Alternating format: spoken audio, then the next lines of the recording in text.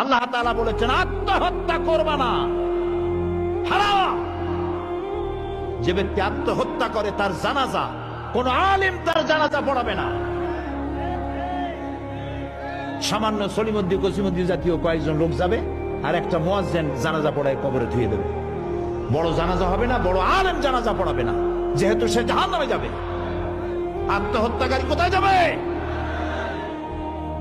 কিন্তু এই যুবক পোলাপানগুলি ওরা তো বোঝে নাই, ওদেরকে বুঝানো হইছে যে তোমরা যদি এই কামটা করো একেবারে বেহেশত তো যাবাই, মরার সাথে সাথে আল্লাহর সামনে গিয়ে হাজির হয়ে যাবে।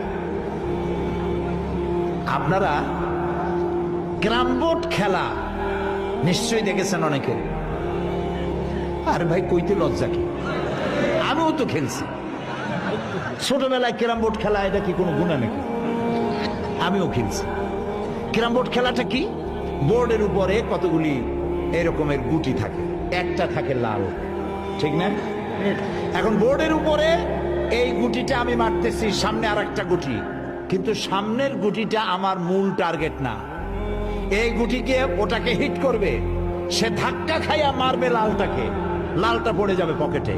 কিন্তু যে লালটা পকেটে পড়লো ওই বেচারা জানলো না যে আসলে মূল ধাক্কাটা কে মারছিল।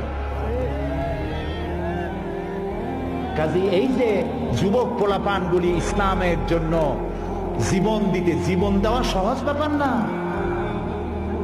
কত বড় নেশা, পাগল বানায় এদেরকে। মরবার জন্য এসেছে, মরবে সে।